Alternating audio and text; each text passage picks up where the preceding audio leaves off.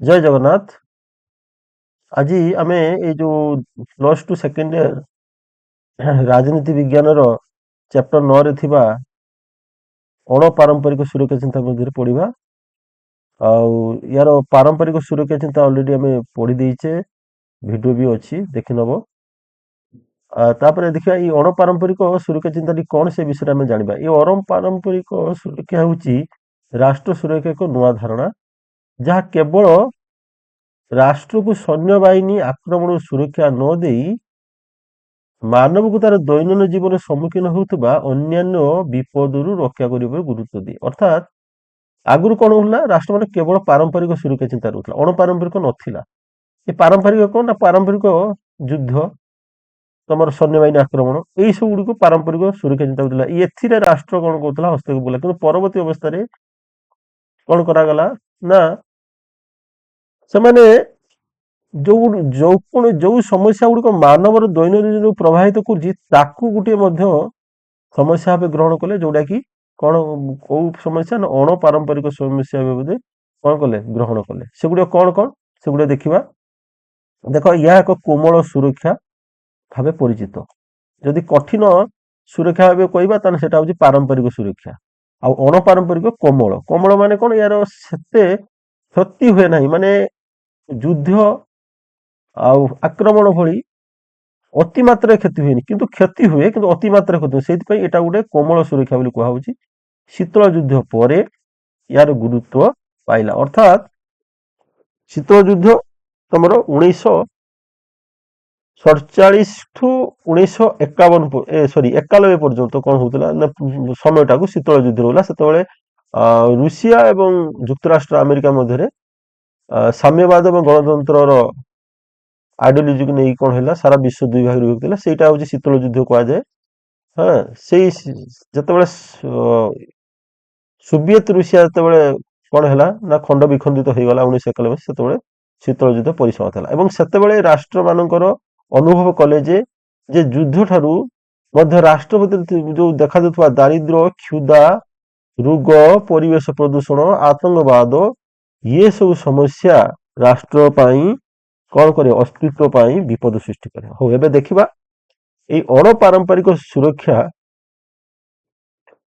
ଏବଂ ପାରମ୍ପରିକ ସୁରକ୍ଷା ମଧ୍ୟରେ ପାର୍ଥକ୍ୟ କଣ। ପ୍ରଥମେ ଦେଖିବା ପାରମ୍ପରିକ ସୁରକ୍ଷା। ଏହା ରାଷ୍ଟ୍ରକୁ ମୁଖ୍ୟ କେନ୍ଦ୍ରବିନ୍ଦୁ ଭାବେ ଗ୍ରହଣ କରେ। ଅର୍ଥାତ୍ ଯୁଦ୍ଧ ହଉ ବା ବହିର୍ଶତ୍ରୁ ଆକ୍ରମଣ ହଉ, ଇଏ ସବୁ ଦାୟିତ୍ୱ ରାଷ୍ଟ୍ରର। ଇଏ ରାଷ୍ଟ୍ର ନାଗରିକ ମାନଙ୍କର ଏ ଦାୟିତ୍ୱ ନୁହେଁ। ନାଗରିକ ମାନେ ଏଥିରେ କିଛି କରିପାରିବେ ନାହିଁ, ଯାହା କରିବ ରାଷ୍ଟ୍ର। ସେଥିପାଇଁ ରାଷ୍ଟ୍ର ହଉଛି ଏହାର ମୁଖ୍ୟ କେନ୍ଦ୍ରବିନ୍ଦୁ। ଅନ୍ୟ ରାଷ୍ଟ୍ରର ସୈନ୍ୟ ଆକ୍ରମଣ ଠାରୁ ନିଜର ଭୂମି, ଲୋକ ଏବଂ ସରକାରଙ୍କୁ ସୁରକ୍ଷା ଦେବା ଏହାର ମୁଖ୍ୟ ଉଦ୍ଦେଶ୍ୟ। କୋଉଟାର ନା, ପାରମ୍ପରିକ ସୁରକ୍ଷା। ଏହାର ମୁଖ୍ୟ ଉପାଦାନ ହଉଛନ୍ତି ସଶସ୍ତ୍ର ସେନା, ଅସ୍ତ୍ରଶସ୍ତ୍ର, ଜାତୀୟ ସୀମା, ରାଜନୈତିକ ସ୍ୱାଧୀନତା। ଯଦି ଆମେ ଦେଖିବା, ଏଇଟା ଗୋଟେ ହାର୍ଡ କନସେପ୍ଟ ବା କଠିନ ଧାରଣା, ଏବଂ ଏଇଟା ବାହ୍ୟକୃତ କେନ୍ଦ୍ରିତ ଏବଂ ରାଷ୍ଟ୍ର କେନ୍ଦ୍ରିତ, ତିନିଟା ଜିନିଷ ଆମେ ଏଠି ଦେଖିବା। ସ୍ୱଭାବ ହଉଛି କଠିନ ଧାରଣା, କାରଣ ଏଇ ଯୋଉ ଯେତେବେଳେ ଯୁଦ୍ଧ ହଉ କି ବହିଃଶତ୍ରୁ ଆକ୍ରମଣ ହୁଏ, ସେଥିରେ ବହୁତ ବଡ ଧରଣର କ୍ଷତି ଘଟିଥାଏ। ସେଥିପାଇଁ ଏଟା ଗୋଟେ କଠୋର ଧାରଣା କୁହାଯାଏ, କଠିନ ଧାରଣା କୁହାଯାଏ। ଆଉ ତାପରେ ଦେଖ, ଏହା ବାହ୍ୟକୃତ କେନ୍ଦ୍ରିତ, ବର୍ତ୍ତମାନ ଏଇଟା ଏକ୍ସଟର୍ନାଲ ଏଫଆଇଆର, ଅନ୍ୟ ଦେଶ ଦ୍ୱାରା ଆକ୍ରମଣ କରାଯାଇଥାଏ। ଏବଂ ଏହା ରାଷ୍ଟ୍ର କେନ୍ଦ୍ରିତ, ଏବଂ ଏହା ଟୋଟାଲ ଏଠୁ ସୁରକ୍ଷା ଦେବା ଏବଂ ଏଥିରୁ ରକ୍ଷା କରିବା ଦାୟିତ୍ୱ ହେଉଛି ରାଷ୍ଟ୍ରର। ତାପରେ ଅଣପାରମ୍ପରିକ ସୁରକ୍ଷା, ଯୋଉଟା କୁହାଯାଏ ନନ୍ ଟ୍ରାଡିସନାଲ ସିକ୍ୟୁରିଟି, ଏନଟିଏସ୍, ଏହା ବ୍ୟକ୍ତିକୁ କେନ୍ଦ୍ରବିନ୍ଦୁ ଭାବରେ ଗ୍ରହଣ କରେ। ଅର୍ଥାତ୍ ଅଣପାରମ୍ପରିକ ସୁରକ୍ଷା ଚିନ୍ତାର ଦାୟିତ୍ୱ କେବଳ କାହାର ନା, ରାଷ୍ଟ୍ରର। ଭୁଲ କହିଦେଲି, ଇଏ ତମର କଣ, ବ୍ୟକ୍ତି ହଉଛନ୍ତି ଏହା କେନ୍ଦ୍ରବିନ୍ଦୁ। ବ୍ୟକ୍ତି ମାନଙ୍କ ହାତରେ ଥାଏ, ରାଷ୍ଟ୍ରର ଥାଏ, କିନ୍ତୁ ସବୁଠୁ ଅଧିକ ଗୁରୁତ୍ୱ ବ୍ୟକ୍ତି ମାନଙ୍କୁ ଥାଏ। କାରଣ ଏହା ବ୍ୟକ୍ତିର ଜୀବନ, ଗୋଷ୍ଠୀ, ପରିବେଶ, ପରିବେଶକୁ ବିଭିନ୍ନ ପ୍ରକାର ବିପଦରୁ ରକ୍ଷା କରିବାରେ ଗୁରୁତ୍ୱ ଦେଇଥାଏ। ଏହାର ମୁଖ୍ୟ ଉପାଦାନ କଣ ନା, ମାନବର ସୁରକ୍ଷା କରିବା, ଅର୍ଥନୈତିକ ସ୍ଥିରତା ରଖିବା, ଖାଦ୍ୟର ସୁରକ୍ଷା କରିବା, ଅର୍ଥାତ୍ ସମସ୍ତେ ଖାଦ୍ୟ ପାଇପାରିବେ।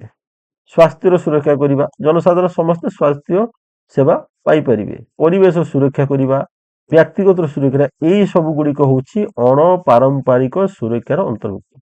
ପିଲାମାନେ ଏଗୁଡା ସବୁ ତମେ ଟିକେ ଟିକେ କଣ କରିବ ନା ନୋଟ କରିନଉଥିବ ମଝିରେ ମଝିରେ ଖାତା କଲମ ଧରିକି। ଆଉ ତାପରେ ଦେଖିବା ୟାର ସ୍ୱଭାବ କଣ ନା କୋମଳ ଧାରଣା। ମୁଁ କହିଛି ଇଏ ବଡ ଧରଣ କିଛି ସେମିତି କ୍ଷତି କରିବ ନାହିଁ, କିନ୍ତୁ ସମାଜରେ କ୍ଷତି କରିବ, ଅର୍ଥ ପ୍ରଗତିରେ କ୍ଷତି କରିବ, କିନ୍ତୁ ସେମିତି ଯୁଦ୍ଧରେ ଯେମିତି ଯେରକମ ବିଭୀଷିକା ଏମିତି ରଚେଇ ପାରିବ ନାହିଁ। ତେଣୁକରି ଏଇଟା ଗୋଟେ ସଫ୍ଟ ବା କୋମଳ ଧାରଣା। ୟା ଆଭ୍ୟନ୍ତରୀଣ, ୟା ସବୁବେଳେ ଦେଶ ମଧ୍ୟରେ ହେଇଥିବ। ଦେଶ ବା ସେଟା ଯେମିତି କଣ ନା ବାହ୍ୟ ଶତ୍ରୁ ମାନେ ବାହାରୁ ଆକ୍ରମଣ କରେ, କିନ୍ତୁ ଇଏ ଆଭ୍ୟନ୍ତରୀଣ। ୟା ବ୍ୟକ୍ତି କେନ୍ଦ୍ରିତ, ସାଧାରଣତଃ ୟା ଗୋଟେ ବ୍ୟକ୍ତି ଉପରୁ ଫୋକସ କରେ, କିନ୍ତୁ ଏଠି ରାଷ୍ଟ୍ର ଉପରକୁ ଫୋକସ କରିବ। ଯୁଦ୍ଧ ଯେତେବେଳେ ହବ ରାଷ୍ଟ୍ର ଉପରେ ଆକ୍ରମଣ ହବ, ସାରା ଦେଶ ଉପରେ ଆକ୍ରମଣ, କିନ୍ତୁ ଏଠି ସବୁ ଲୋକ ତ ଖାଦ୍ୟ ସ୍ୱାସ୍ଥ୍ୟ ସୁରକ୍ଷାରେ ବଞ୍ଚିତ ହଉନାହାନ୍ତି, କିଛି ଲୋକ ହଉଛନ୍ତି, ଏଟା ବ୍ୟକ୍ତି କେନ୍ଦ୍ରିକ ଭଲ। ତାପରେ ଦେଖ ପରସ୍ପର ନିର୍ଭର ଅଛି କେମିତି ପାରମ୍ପରିକ ଅଣପାରମ୍ପରିକ। ଦେଖ ପାରମ୍ପରିକ ଅଣପାରମ୍ପରିକ ସୁରକ୍ଷା ପରସ୍ପର ବିରୋଧୀ ନୁହନ୍ତି, ବରଂ ପରସ୍ପର ନିର୍ଭରଶୀଳ। ଅର୍ଥାତ୍ ଯୋଉଠି ପାରମ୍ପରିକ ସୁରକ୍ଷା ରହିଛି ସେଇଠି ବି ଅଣପାରମ୍ପରିକ ସୁରକ୍ଷାର ଚିନ୍ତା ଅଛି। କେମିତି ନା ଉଦାହରଣ ଦେଖ, ଗୋଟେ ଦେଶର ଖାଦ୍ୟ ଅଭାବ ହେଲା, ଯଦି ଖାଦ୍ୟ ଅଭାବ ହେଲା ସେ ଦେଶର ଅସ୍ଥିରତା ଦେଖାଯିବ, ଲୋକମାନେ ଖାଇବାକୁ ପାଇବେନି, ଅସ୍ଥିରତା ଦେଖାଯିବ, ଏବଂ ଶେଷରେ ଏଠି କଣ ହବ ସାମ୍ପ୍ରଦାୟିକ ଦଙ୍ଗା ହବ, ଥିଲା ବାଲା ଏବଂ ନଥିଲା ବାଲାଙ୍କ ମଧ୍ୟରେ ଶ୍ରେଣୀ ସଂଘର୍ଷ ଆରମ୍ଭ ହେଇଯିବ। ଆଉ ଏଇ ଯୋଉ ଶ୍ରେଣୀ ସଂଘର୍ଷ ବା ଆଭ୍ୟନ୍ତର ବିଦ୍ରୋହ କଣ କରିବ, ଗୋଟେ ପାରମ୍ପରିକ ସୁରକ୍ଷାର ବିପଦ ସୃଷ୍ଟି ଜନ୍ମ ଦେଇପାରେ। ବୁଝିହେଲା କି ନାହିଁ? ତାପରେ ଦେଖିବା ନେକ୍ସଟ ମାନବ ସୁରକ୍ଷା, ହ୍ୟୁମାନ ସିକ୍ୟୁରିଟି, ମାନବ ସୁରକ୍ଷା ଧାରଣା ଉତ୍ପତ୍ତି। ଦେଖ ମାନବ ସୁରକ୍ଷା ଧାରଣା ଯାହାକି ବ୍ୟକ୍ତିଗତ ସୁରକ୍ଷା ଉପରେ ଗୁରୁତ୍ୱ ଦିଏ, ବିଶେଷ କରି ଅଭାବ ଭୟ ଦୁଇଟି ବିପଦରୁ ମୁକ୍ତ ଦେବାକୁ ଗୁରୁତ୍ୱ ଦିଏ। ତେଣୁ ମାନବ ସୁରକ୍ଷା କୋଉଟା କଣ ହେଲେ ମାନବ ସୁରକ୍ଷିତ ହେଇଯିବ, ଗୋଟେ ହେଲା କଣ ନା ଅଭାବ, ଆଉ ଗୋଟେ କଣ ନା ଭୟ। ଯଦି ଗୋଟେ ଲୋକ କତର ଅଭାବ ରହିବନି, ଗୋଟେ ଲୋକ ତ ଭୟ ରହିବନି, ତେବେ ସେ ମାନବ କଣ ସୁରକ୍ଷିତ। ବର୍ତ୍ତମାନ ଦେଖିବା ଏଇ ଯୋଉ କନସେପ୍ଟର କିଏ ଉତ୍ପତ୍ତି କରିଛନ୍ତି ନା ଇଏ ହଉଛନ୍ତି ପାକିସ୍ତାନ ଜଣେ ଅର୍ଥନୀତିବିଦ, ସିଏ ଥିଲେ ମେହେବୁବ ଉଲ ହକ। ଏଇ ମେହେବୁବ ଉଲ ହକ କଣ ନା ମାନବ ସୁରକ୍ଷାର ଧାରଣାକୁ ଉତ୍ପତ୍ତି କରିଛନ୍ତି।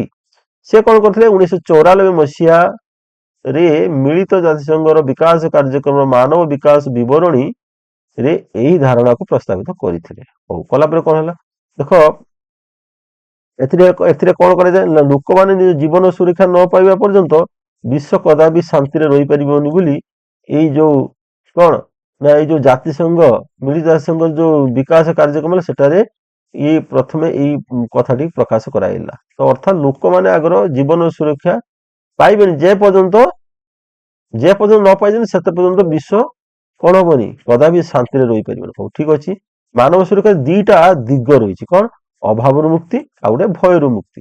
ପୂର୍ବରୁ କହିଛି ଅଭାବରୁ ମୁକ୍ତି ଅର୍ଥାତ୍ ଦାରିଦ୍ର୍ୟ କ୍ଷୁଧା ରୋଗ ଅସ୍ୱାସ୍ଥ୍ୟ ଭଳି ଅଭାବ ଜନିତ ବିପଦରୁ ମୁକ୍ତି ପାଇବା, ଏବଂ ଭୟରୁ ମୁକ୍ତି ଅର୍ଥାତ୍ ଯୁଦ୍ଧ ହିଂସା ଆତଙ୍କବାଦ ରାଜନୈତିକ ଦମନ ଭୟଜନକ ପରିସ୍ଥିତିରୁ ମୁକ୍ତ ପାଇବା। ଏଇ ଦୁଇଟିରୁ ଯଦି ମଣିଷ ସୁରକ୍ଷା ପାଏ ତାହେଲେ ଏଇଟା ହେଇଗଲା କଣ ମାନବ ସୁରକ୍ଷାର କଣ ମୂଳ ରହିଲା ହେଲା।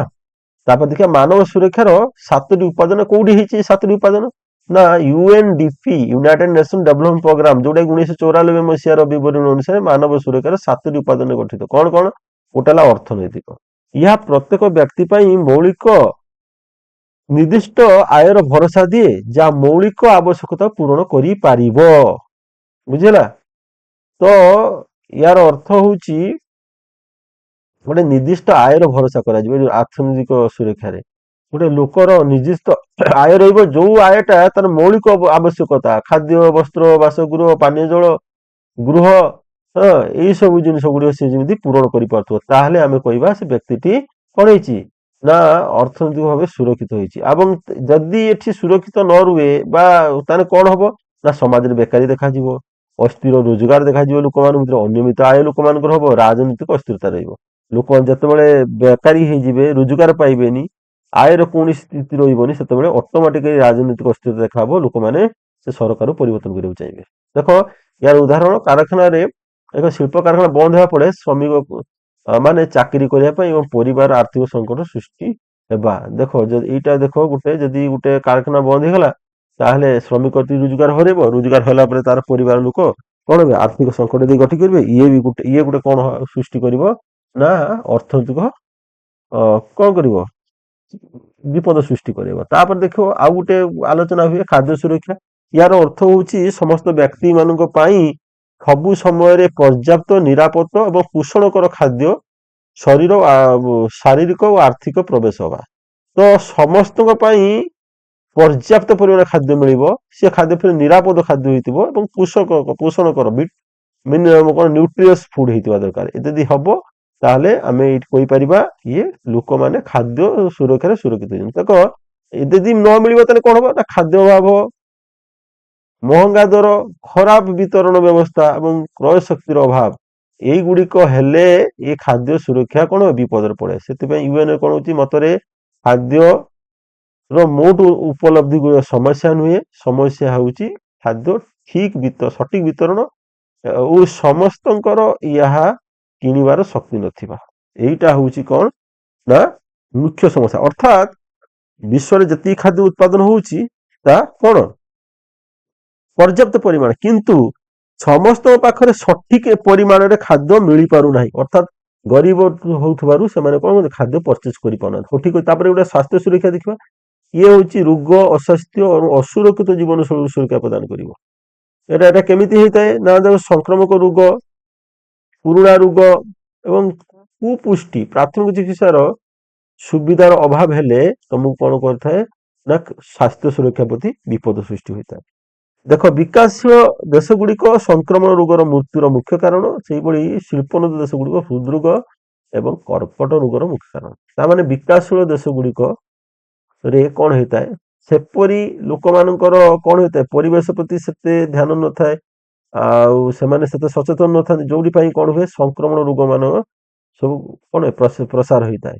ସେବେ ଶିଳ୍ପୋନ୍ନତ ଦେଶ ଗୁଡିକର ଯେହେତୁ ବହୁ ପରିମାଣର ଧୂଳି ଧୂଆଁ ବାହାରେ, ସେଥିପାଇଁ ଲୋକମାନଙ୍କର ହୃଦରୋଗ ହୁଏ ଆଉ କର୍କଟ ଭଳି ରୋଗ ହୁଏ। ପରିବେଶ ସୁରକ୍ଷା ଦେଖିବା। ପ୍ରାକୃତିକ ପରିବେଶର ଦୀର୍ଘ କାଳୀନ ନଷ୍ଟ ଓ ମାନବ ସୃଷ୍ଟ ବିପଦରୁ ସୁରକ୍ଷା ଦବାଟା ଗୋଟେ କଣ ନା ଏଟା କୁହାଯିବ ପରିବେଶ ସୁରକ୍ଷା। ହଉ ଠିକ ଅଛି।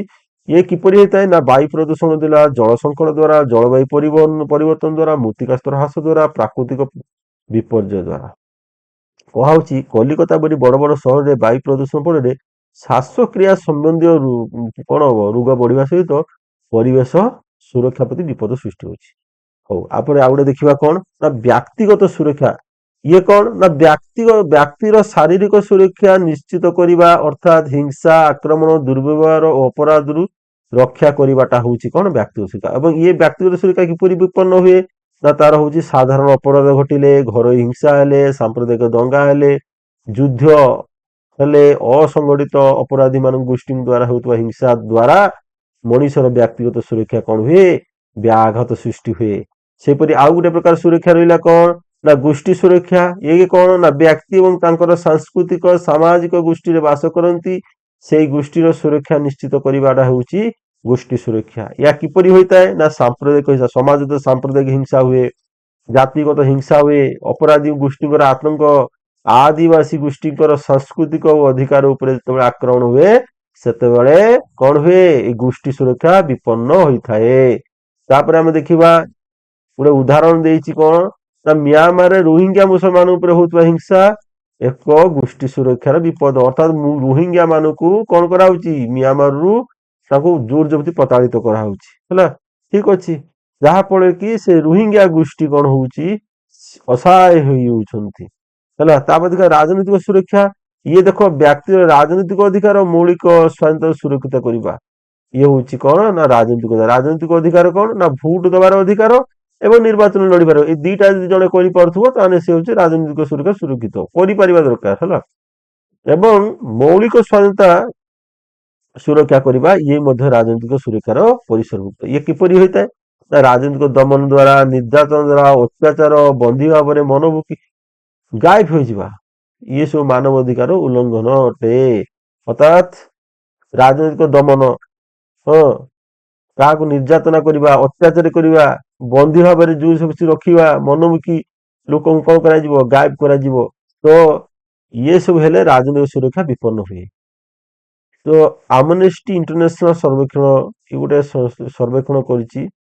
ଆମନେଷ୍ଟି ସେ କହୁଛନ୍ତି 100 ଅଧିକ ଦେଶର ରାଜନୈତିକ ଦମନ ଚାଲିଛି। କହୁଛି ବିଶ୍ୱରେ ଯେତିକି ଦେଶ ଅଛନ୍ତି ସେଥିମଧ୍ୟରୁ 110ଟି ଦେଶର ରୁ ଅଧିକ ଦେଶରୁ କଣ ହେଇଛି ନା ଏଇ ରାଜନୈତିକ ଦମନ ଚାଲିଛି। ଅର୍ଥାତ୍ ପ୍ରାୟତଃ ଦେଶର ଏଇଭଳି ଅବସ୍ଥା ଦେଇ ଚାଲିଛି। ତାପରେ ଦେଖ ସେ କହୁଛି ଗ୍ଲୋବାଲ ପ୍ରଭର୍ଟି ବିଶ୍ୱ ଦାରିଦ୍ରତା ହେଲା, ଅସମାନତା ଇନ୍ଇକ୍ୱାଲିଟି ଏବଂ ସ୍ୱାସ୍ଥ୍ୟ। ଏ ବିଷୟ ଦେଖିବା। ବିଶ୍ୱ ଦାରିଦ୍ର୍ୟ କଣ ନା ଦାରିଦ୍ର୍ୟ ଶବ୍ଦଟି କେବଳ ଆୟ ସ୍ତରକୁ ନୁହେଁ ବରଂ ଜୀବନରେ ଏକ ଅବସ୍ଥାକୁ ସୂଚିତ କରେ ଯେଉଁଠାରେ ଖାଦ୍ୟ, ପାଣି, ଆଶ୍ରୟ, ଶିକ୍ଷା, ସ୍ୱାସ୍ଥ୍ୟ ଭଳି ସେବା ଭଳି ମୌଳିକ ଆବଶ୍ୟକତା ପୂରଣ କରିବା କଷ୍ଟକର ହୋଇଥାଏ। ତ ଦାରିଦ୍ର୍ୟଟା କଣ ନା ଯୋଉ ମାନେ ଖାଦ୍ୟ, ବସ୍ତ୍ର, ବାସଗୃହ, ସ୍ୱାସ୍ଥ୍ୟ, ଶିକ୍ଷା ଭଳି ମୌଳିକ ଆବଶ୍ୟକତା ପୂରଣ କରିପାରୁନାହାନ୍ତି ସେଇମାନଙ୍କୁ ଆମେ କହିପାରିବା ଦାରିଦ୍ର୍ୟ। ଦାରିଦ୍ର୍ୟ ମାପକାଠି ଦି ପ୍ରକାର ମାପ କରାହଉଛି। ଗୋଟେ ହେଲା ଚରମ ଦାରିଦ୍ର୍ୟ, ଗୋଟେ ହେଲା ପରିମିତ ଦାରିଦ୍ର୍ୟ। ନାଇଁ ତମ ବହିର ଦେଇଛି ଦୁଇ ପ୍ରକାର, ଆହୁରି ଆପେକ୍ଷିକ ଦାରିଦ୍ର୍ୟ ଅଛି, ଅଲଗା ପ୍ରକାର ଅଛି, କିନ୍ତୁ ବହିରେ ତମ ବହି ଅନୁସାରେ ଏଇଟା ଦୁଇ ପ୍ରକାର। ଯିଏ ଦୈନିକ 1.25 ଆମେରିକା ଡଲାରରୁ ବା ତାଠାରୁ କମ ଆୟରେ ଜୀବନଯାପନ କରୁଥିବ ସିଏ ହେଲା ଚରମ ଦାରିଦ୍ର୍ୟ। ଆଉ ଯିଏ $2.50 ବା ତାଠାରୁ ଅଧିକ ଆୟ କରୁଥିବ ସିଏ ହେଲା ପରିମିତ ମଡରେଟ ବା କଣ ଦାରିଦ୍ର୍ୟ। ହଁ, ତାପରେ ଦେଖ ଗୁରୁତ୍ୱପୂର୍ଣ୍ଣ ତଥ୍ୟ ଦେଖ 1.3 ବିଲିୟନରୁ ଅଧିକ ଲୋକ ଚରମ ଦାରିଦ୍ର୍ୟ ଜୀବନଯାପନ କରୁଛନ୍ତି ସାରା ବିଶ୍ୱରେ। ପ୍ରତିଦିନ 22,000 ଶିଶୁ ଦାରିଦ୍ର୍ୟ ଜନିତ କାରଣରୁ ମୃତ୍ୟୁବରଣ କରୁଛନ୍ତି। ଦେଖ କେଡେ ବଡ କଥାଟେ, ପ୍ରତିଦିନ 22,000, ଗୋଟେ ନୁହେଁ କି ଦୁଇ ନୁହେଁ, 22,000 ଶିଶୁ କଣ କରୁଛନ୍ତି ଏଇ ଦାରିଦ୍ର୍ୟ ଜନିତ କାରଣରୁ ମୃତ୍ୟୁବରଣ କରୁଛନ୍ତି। ତାପରେ ଆଉ ଗୋଟେ ଦେଖ ସାଂଘାତିକ କଥା ଯେ ବିଶ୍ୱରେ 805 ନିୟୁତ ଲୋକ ଖାଦ୍ୟ ଅଭାବରେ ପୀଡ଼ିତ, ଖାଦ୍ୟ ଅଭାବ ଜନିତ ରୋଗରେ ପୀଡ଼ିତ। 805 ମାନେ ନିୟୁତ, ଠିକ ଅଛି। ତାପରେ ଦେଖିବା 750 ନିୟୁତ ଲୋକ ନିର୍ମଳ ପାଣି ପିଇବାକୁ ପାଉନାହାନ୍ତି, ଅର୍ଥାତ୍ ତାଙ୍କ ପାଖରେ ଡ୍ରିଙ୍କିଂ ୱାଟର ନାହିଁ। ଗୋଟେ ନିୟୁତ ଯେ ତମର କେତେ 10 ଲକ୍ଷ। ସେହିପରି ଚିନ୍ତା କରୁଥିବ 750 ନିୟୁତ କେତେ ଲୋକ ହେଇଥିବେ। ତାପରେ ଦେଖିବା ବିଶ୍ୱର ଅସମାନତା ଭିତରେ ଦେଖିବା ବିଭିନ୍ନ ଦେଶ ଶ୍ରେଣୀ ମାନଙ୍କ ଥିବା ସମ୍ପତ୍ତି ଏବଂ ସୁଯୋଗର ବିଶାଳ ପାର୍ଥକ୍ୟକୁ ଆମେ କଣ କହୁ ବିଶ୍ୱ ଅସମାନତା କହୁ। ଦେଖ ବିଶ୍ୱରେ କଣ ହଉଛି ନା ଯୋଉମାନଙ୍କ ପାଖରେ ଟଙ୍କା ଅଛି ସେମାନେ ତ ଧନୀ ହେଇ ଚାଲୁଛି, ଗରିବ ହେଇ ଚାଲୁଛି। ଏଇଟା ଗୋଟେ ତଥ୍ୟ ଦେଖ 2017 ମସିହାର ବିଶ୍ୱର ମାତ୍ର 8 ଜଣଙ୍କ ପାଖରେ ବିଶ୍ୱର ସର୍ବନିମ୍ନ 50% ଲୋକଙ୍କ ସମୁଦାୟ ସମ୍ପତ୍ତି ସମାନ ଥିଲା। ତାମାନେ ମାତ୍ର 8 ଜଣଙ୍କ ପାଖରେ ଯେତିକି ସମ୍ପତ୍ତି 50%, ନିମ୍ନ ଆଡୁ 50% ଦେଶର ଇଏ ପାଖରେ ସେତିକି ସମ୍ପତ୍ତି। ତାହେଲେ କେତେ ବଡ ଇନବାଲାନ୍ସ ହଉଛି। 2020ରେ ଗୋଟେ କଣ ହେଇଥିଲା ସର୍ଭେର କହୁଛି 1% ସର୍ବାଧିକ ଧନୀ ପାଖରେ 690 କୋଟି ଲୋକଙ୍କର ସମ୍ପତ୍ତି ସହିତ ସମାନ। 690 କୋଟି ଲୋକଙ୍କର ସମ୍ପତ୍ତି, ଯେତିକି ସମ୍ପତ୍ତି ଅଛି ନା ଏଇ 1% ଧନୀ ଲୋକଙ୍କର ସେତିକି ସମ୍ପତ୍ତି ଅଛି। ଏଇ ଅସମତା କେବଳ ଦେଶ ମଧ୍ୟରେ ନୁହେଁ ବରଂ ଦେଶ ଭିତରେ ମଧ୍ୟ ଅଛି। ତାପରେ ଦେଖିବା ବିଶ୍ୱ ସ୍ୱାସ୍ଥ୍ୟ, ଏହା ବିଶ୍ୱ ପ୍ରତି ଏକ ଦୃଷ୍ଟିକୋଣରୁ ଜନସାଧାରଣଙ୍କ ସ୍ୱାସ୍ଥ୍ୟ ଉନ୍ନତି, ସ୍ୱାସ୍ଥ୍ୟ ସେବାରେ ଥିବା ଅସମତା ଦୂର କରିବା ଏବଂ ଜାତୀୟ ସୀମା ଅତିକ୍ରମ କରି ବ୍ୟାପୁଥିବା ସ୍ୱାସ୍ଥ୍ୟ ବିପଦ ଠାରୁ ସୁରକ୍ଷା ଦେବା ଉପରେ ଧ୍ୟାନ ଦେଇଥାଏ। ହେଲା, ଇଏ କଣ କରୁଛି ନା ଜନସାଧାରଣଙ୍କ ସ୍ୱାସ୍ଥ୍ୟର ଉନ୍ନତି, ସ୍ୱାସ୍ଥ୍ୟ ସେବା ଥିବା ଅସମତା ଦୂର କରିବ ଏବଂ ଜାତୀୟ ସୀମା ଅତିକ୍ରମ କରି ବ୍ୟାପୁଥିବା ବିପଦ ଯୋଉଟା ମହାମାରୀ ଯେମିତି କୋଭିଡ, ସେଇଭଳି ମହାମାରୀରୁ ବା ବିପଦରୁ କଣ କରିବ ନା ଲୋକମାନଙ୍କୁ ସୁରକ୍ଷା ପ୍ରଦାନ କରିବା। ଆର ୟାର ପାଇଁ କୋଉ ମାନେ ପ୍ରମୁଖ ଅନୁଷ୍ଠାନ କାର୍ଯ୍ୟ କରୁଛି ନା ବିଶ୍ୱ ସ୍ୱାସ୍ଥ୍ୟ ସଂଗଠନ, ୱାର୍ଲଡ ହେଲ୍ଥ ଅର୍ଗାନାଇଜେସନ, ଇଏ ଗୋଟେ ଅର୍ଗାନାଇଜେସନ କାମ କରେ, ୟୁନିସେଫ ଏବଂ ବିଶ୍ୱ ଖାଦ୍ୟ କାର୍ଯ୍ୟକ୍ରମ WFP, ଏଇ ସବୁ ସଂଗଠନ ବିଶ୍ୱ ସ୍ୱାସ୍ଥ୍ୟ ଇଏ କରିବା ପାଇଁ କଣ କାର୍ଯ୍ୟ କରୁଛନ୍ତି। ତାପରେ ଦେଖିବା ବିଶ୍ୱ ଶିକ୍ଷା। ଦେଖିବା ବିଶ୍ୱ ଶିକ୍ଷା ହଉଛି ଶିକ୍ଷା ଏକ ଏପରି ଦୃଷ୍ଟିକୋଣ ବା ପ୍ରବେଶ ମାର୍ଗ ଯାହା ଛାତ୍ରଛାତ୍ରୀଙ୍କ ଏକ ଜାତିକ ନାଗରିକ ସିଟିଜେନ ରୂପେ ଗଢି ତୋଳିବା ଉଦ୍ଦେଶ୍ୟରେ ପରିଚାଳିତ କରିଥାଏ। ଅର୍ଥାତ୍ ସାରା ବିଶ୍ୱରେ ଯେମିତି ପ୍ରତ୍ୟେକ ଛାତ୍ରଛାତ୍ରୀ ଗୋଟେ ଉତ୍ତମ ନାଗରିକ ହେଇପାରିବେ ସେ ବିଷୟରେ ଦୃଷ୍ଟି ଦିଏ କଣ ବିଶ୍ୱ ଶିକ୍ଷା। ତାର ଲକ୍ଷ୍ୟ ହଉଛି ଛାତ୍ରଛାତ୍ରୀଙ୍କର ବିଶ୍ୱ ସମସ୍ୟା, ବିଶ୍ୱରେ ଯେତେ ପ୍ରକାର ସମସ୍ୟା ରହୁଛି ଯଥା ତମର ଜଳବାୟୁ ପରିବର୍ତ୍ତନ, ଦାରିଦ୍ର୍ୟ, ମାନବ ଅଧିକାର ଏସବୁ ବିଷୟରେ ବିଭିନ୍ନ ସାଂସ୍କୃତିକ ଆନ୍ତର୍ଜାତିକ ସହଯୋଗ ବିଷୟରେ କଣ କରିବ ନା ଶିକ୍ଷିତ କରିବା। ୟାର ମୌଳିକ ଉଦ୍ଦେଶ୍ୟ କଣ ନା ବିଶ୍ୱରେ ଚେତନା ବୃଦ୍ଧି କରିବା, ବିଶ୍ୱରେ ଏକ ପରସ୍ପର ନିର୍ଭରଶୀଳ ସମାଜ ତିଆରି କରିବା, ଆଉ ସହନଶୀଳତା, ସମାନତା, ସାମାଜିକ ନ୍ୟାୟ, ଆଦର ପ୍ରତି ବୃଦ୍ଧି କରିବା, ସ୍ଥାନୀୟ ଏବଂ ବିଶ୍ୱ ସ୍ତରର ସକାରାତ୍ମକ ପରିବର୍ତ୍ତନ ଆଣିବା ପାଇଁ ଚେଷ୍ଟା କରିବା ବା ପ୍ରେରଣା କରିବା, ଏ ସବୁ କାମ ହଉଛି ଶିକ୍ଷାର ମୂଳ ଉଦ୍ଦେଶ୍ୟ। ହଉ ଠିକ ଅଛି, ବର୍ତ୍ତମାନ ଆମର ଇଏଟା ସଇଲା ଏବଂ ୟା ପରେ ତମେ ଦେଖିବ ପିଲାମାନେ ଭିଡ଼ିଓକୁ ଦେଖି ସାରିଲା ପରେ ତମର ମତାମତ ନିହାତି ଦବ ଏବଂ ତା ସହିତ ତୁମର ସାଙ୍ଗମାନଙ୍କୁ ଏଇ ଭିଡ଼ିଓର ଇଏ ଲିଙ୍କଟିକୁ ସେୟାର କରିବ। ହଉ ରହିଲି, ଜୟ ଜଗନ୍ନାଥ।